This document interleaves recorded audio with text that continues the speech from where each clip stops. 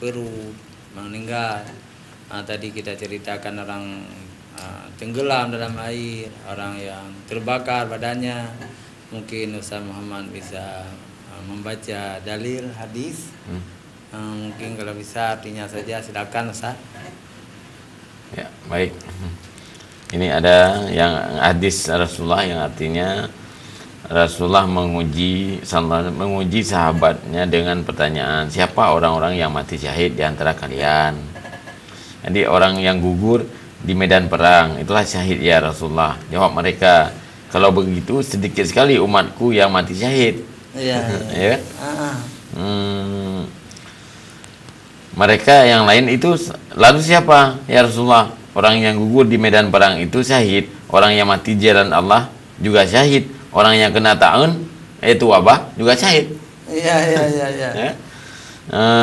Kemudian ada orang tenggelam dan orang melahirkan, yang meninggal melahirkan juga. Itu ada pahala syahid. Iya. Tidak mesti orang yang berperang. Iya. Mungkin di bawah itu kan ada hadis lagi. Ada ini dari Abu Hurairah.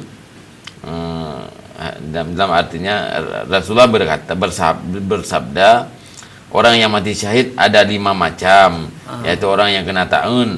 Itu yang pertama malah. Iya. Yang pertama malah. Iya. Jadi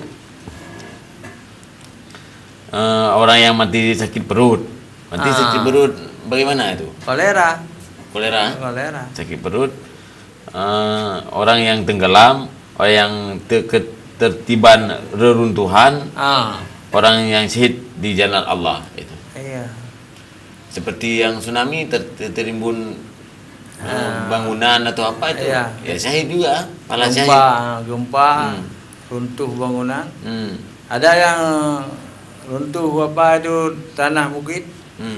Longsor ya. Dapat pahala syahid. Longsor. Makanya bagi orang yang beriman nggak perlu takut kalau mati. Walaupun kita tidak cari gitu kan. Tapi takut berlebih-lebihan tentang corona ini itu salah. Iya, terlalu berlebihan. Berlebihan, misalnya harus kita ciptakan syariat-syariat baru yang bertentangan dengan syariat yang sudah ada. Contoh, bagaimana salam dalam Islam? Salam dalam Islam kan gitu. Atau sepakat kita tidak mau salat jamaah lagi, itu kan sudah bertentangan. Sudah bertentangan dengan syariat Islam. Jadi tidak boleh. Insya Allah orang-orang yang salat baik, yang salat dengan ilmu, taharahnya dengan ilmu, insya Allah kita akan terhindar dari penyakit taun. Apalagi setelah salat kita selalu berdoa ya. Allahumma dafa'ana bala'a wal waba'a wa ta'una wal munkar ya. Jadi insya Allah akan menjauhkan penyakit taun itu kepada orang-orang Islam yang salatnya baik. Ya, tidak perlu takut. Atau betapa kelirunya kalau siapa saja yang menganggap masjid sumber penyakit, itu salah. Nggak mungkin masjid sumber penyakit. Itu rekayasa orang-orang yang anti-Islam, menjauhkan umat dengan Islam, dengan masjid, itu tidak benar. Kekhawatiran yang berlebihan. Iya. Seperti apa? Baiklah ketika Pak Presiden Pak Jokowi ke Aceh berapa bulan yang lalu, 1 bulan yang lalu, adanya salam diplesentirkan memang. Contoh lahirnya salam Pancasila. Itu tidak masalah memang. Bagaimana memang Pancasila itu ideologi bangsa, ya. Sekarang udah diplesentir lagi. Ini salam jilid 2. Salam 2 siku. Ya begini salam 2 siku. Supaya tidak begitu bersentuhan. Itu kekhawatiran yang tinggi terhadap corona. Demikian Ustaz. Jadi pemirsa TV yang dirahmati Allah Subhanahu wa taala, bulan ini adalah bulan mulia, bulan Rajab ya. Bulan terjadi Isra Mi'raj Nabi besar Muhammad sallallahu alaihi wasallam tanggal 27 Rajab.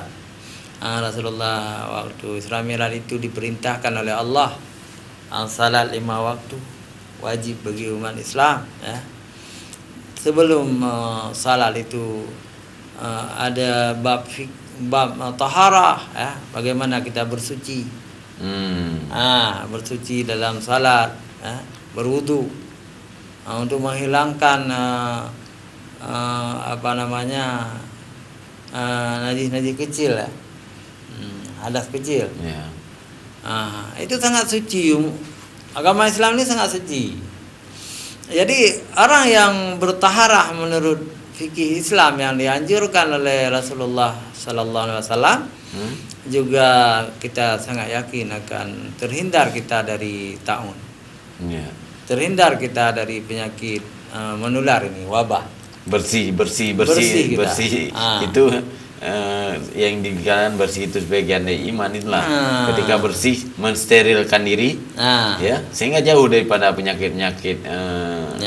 Kalau kita mampu teropong dengan mikroskop atau apa, ketika suatu tempat itu bersih, tidak dikerumuin lalat atau apa. Iya.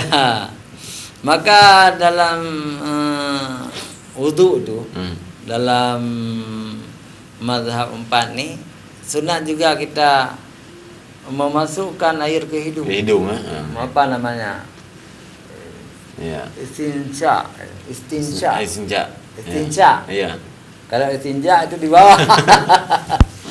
Itu membersihkan dua dubur ya. Kalau istinja memasukkan air ke hidung, kita hirup ya. Kemudian kita buang lagi, istilahnya gitu kan, keluar semua.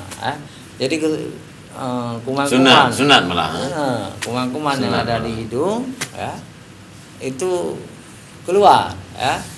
Begitu berkumur-kumur, kuman-kuman yang ada di gigi kita, di kerongkongan, keluar semua. 5 hari ya. 5 kali sehari semalam kita melakukan demikian. Berwudu, insyaallah kita selamat. Sampai disunahkan di kisi-kisi tangan, selang jari, juga jari kaki, masukkan air ke telinga pun bersih. Maka orang Islam tidak perlu menggunakan minyak wangi di telinganya. Jadi telinga orang Islam yang ada salat semua bersih deh. Karena selalu kita berwudu kan. Tapi kalau ada orang-orang yang tidak salat, itu telinganya berbau. Ada kuman-kuman bersarang di telinga mereka itu, di balik telinga juga ada kuman-kuman. Maka orang-orang modern yang tidak salat itu ada minyak. Setelah mereka berpakaian di rumah, cet tuh kan.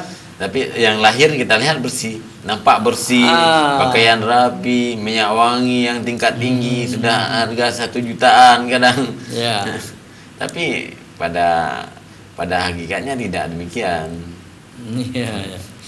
Jadi kita ambil kesimpulan sementara dulu, mati karena taun bisa jadi ke surga, bisa jadi ke neraka. Siapa yang ke surga? Orang-orang mukmin, orang-orang Islam yang taat beragama. Kena tahun mati syahid, ke surga deh. Kita kesimpulan begini, silakan pilih fish juice, hone pilih. Tetapi orang-orang yang tidak beriman, orang-orang yang tidak beriman, orang-orang munafik, orang-orang kafir, mati kena tahun, ke neraka juga. Itu kesimpulan kita sementara. Pemirsa yang dirahmati Allah, kalau ada yang ingin interaktif, silakan di nomor yang tertera di layar kaca TV, baik interaktif maupun SMS. Ada, coba dilihat di situ ya. Bisa dibaca Ustaz Muhammad? Bisa. 0823 61 61 60 90 dan 90. Silakan itu telepon langsung. Ya. Kalau WA 0813 60 256228. Iya, kita tunggu ya. Siapa tahu sudah ada. Nah, kita buka dulu. Tadi kita tidak buka. Ketika kita menyerah kepada Allah atau disebut tawakal, Allah pasti memilih yang terbaik bagi kita. Ya. Allah memilih yang terbaik. Kalau kita dimatikan oleh Allah, dikena tahun, terima saja, nggak masalah. Yang penting surga tujuan kita. Untuk apa mati di rumah sakit yang mewah ketika kita tidak akan mendapat surga itu? Lebih baik kita mati di medan perang atau di jalan atau kena tahun atau kubang. Tetapi kita masuk surga. Nah, itu tujuan kita. Artinya keimanan itu harus kita pertahankan. Ketakwaan itu harus kita jaga. Nah, kita tidak boleh sama sekali putus asa dari rahmat Allah. Nah, mungkin Ustaz bisa menambah. Yang penting yang pertama seperti Ustaz sampaikan barusan, kita tidak boleh putus asa daripada rahmat Allah. Jadi apa yang kita lakukan ya itu yang akan kita petik nanti. Zan hamba itu doa.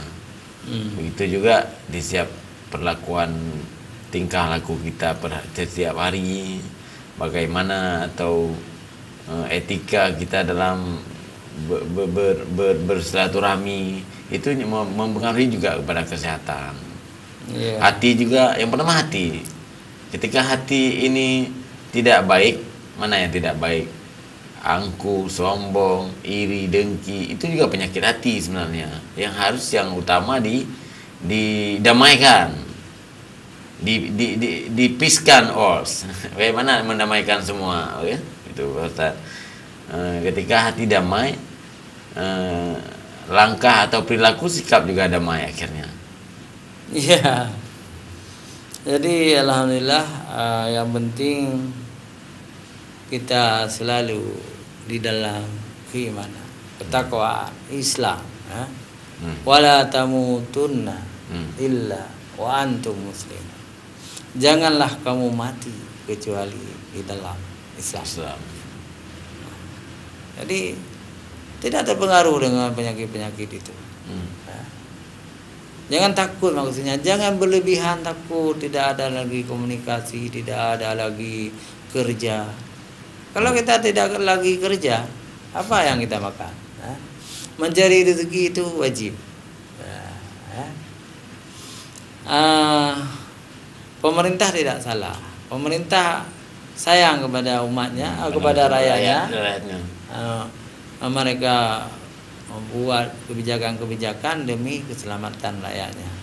Tetapi si rakyat itu juga harus tahu, kalau Allah ingin mematikan manusia, walaupun kita masuk dalam benteng yang kokoh, dalam gedung yang tidak bisa masuk virus, mati juga. Karena Israel tidak terhalang. Kan ada hadis sahih, malaikat tidak akan datang ke rumah orang-orang yang di dalam rumahnya ada patung, ada gambar, atau ada anjing, memelihara anjing. Itu malaikat yang lain, malaikat rahmat, tidak datang. Tapi malaikat Israel datang, bisa datang. Mati juga. Orang yang sudah kena tiba ajalnya, tetap idza jaa ajaluhum la yastakhiruna sa'ah wa la yastaqdimun. Apabila telah datang ajal, tidak dikemudiankan dan tidak diakhirkan, mati deh. Tapi menyodanya amma ya hanayo deh. Mamnya hana amal buna ya deh. Menyodanya ibaratkan di dunia udah. Gedenya di kampung ni. Ya ada yang Uban Aceh. Iga ijak apa yang tiba sudah. Terus kena ijak pasar Aceh, kena ijak ke di Iblonya, je. Oleh-oleh. Ya. Kampung. Ternyata jadi. Dengan pun saja dengan modal, dengan apa yang kita bawa, istilahnya menggidang bawah mana kok Nang bayi. anak bayi kan malang orang jak kota nape maka dia ada jak kota benapeng lah kawan begitulah hidup ini kita harus mempersiapkan bekal untuk akhirat kita sebaik-baik bekal adalah takwa. Itu dikatakan oleh Allah Subhanahu wa taala dalam Al-Qur'an, persiapkanlah bekal. Kan? Sebaik-baik bekal adalah takwa. Jadi memihana takwa susah di akhirat nanti.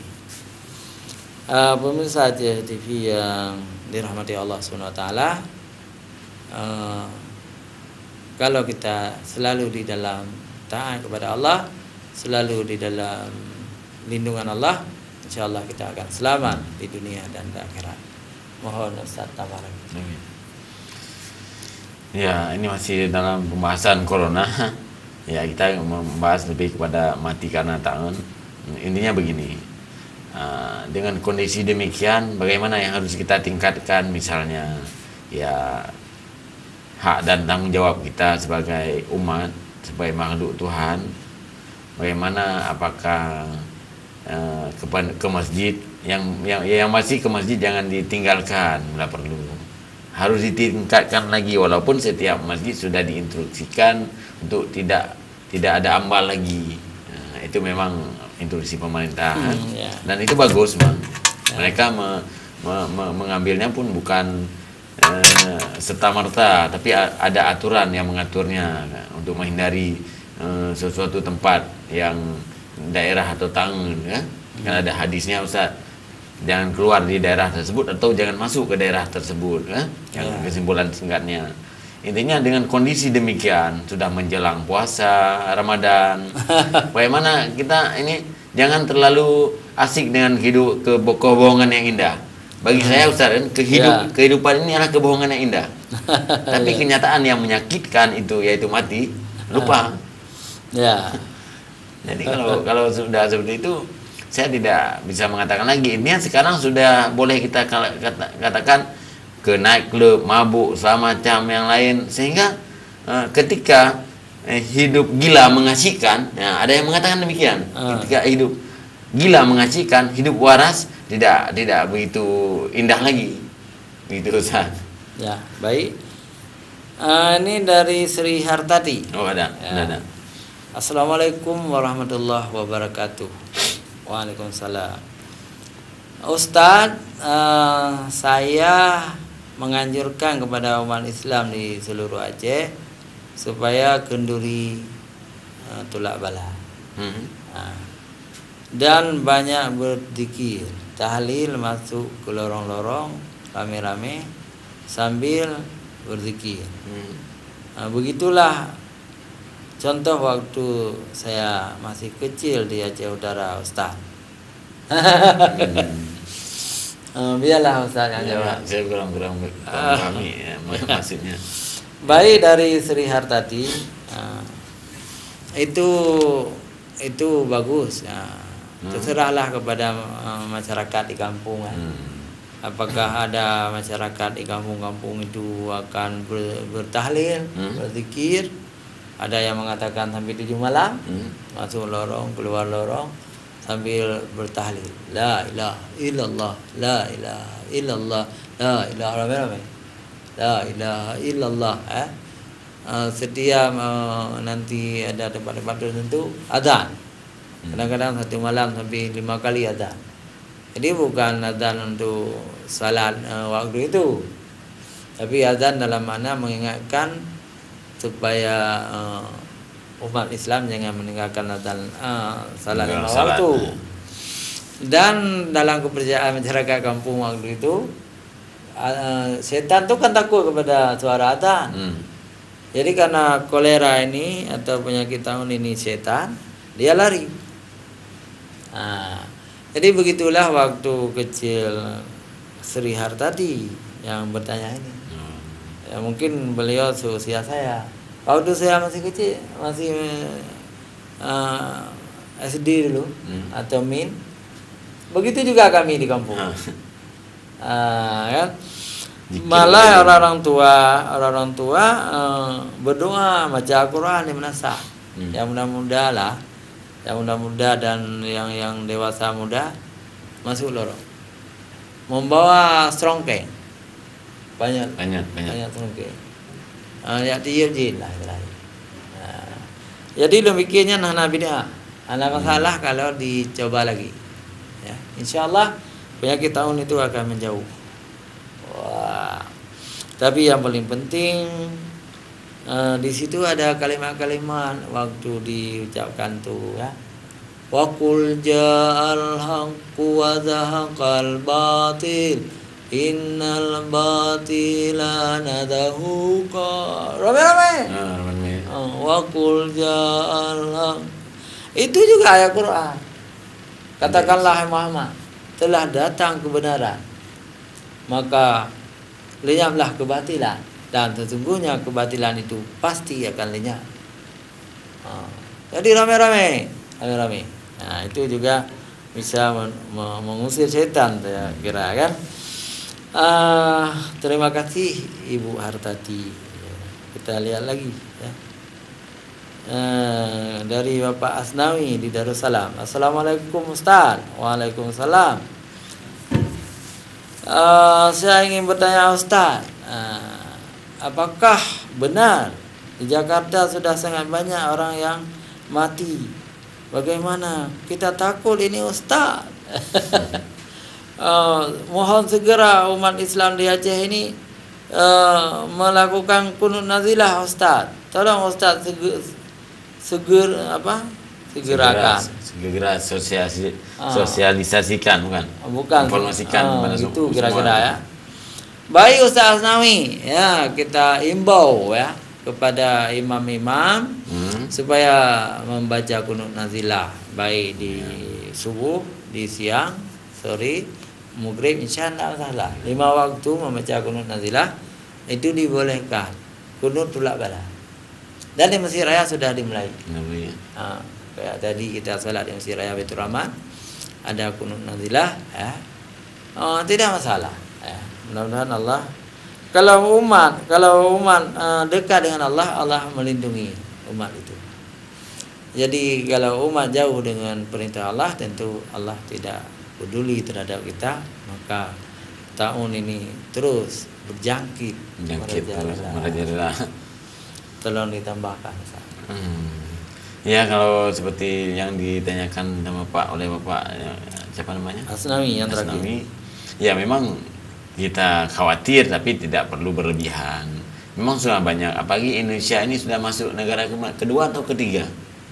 Tingkat corona. Tingkat ketiga udah kalau tidak salah. Tingkat kemarin aja Indonesia sudah 223 yang sudah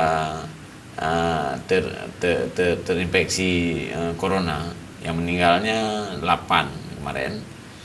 Dan di Quran hari ini juga untuk Aceh 6 orang di Zainal Abidin. Allah.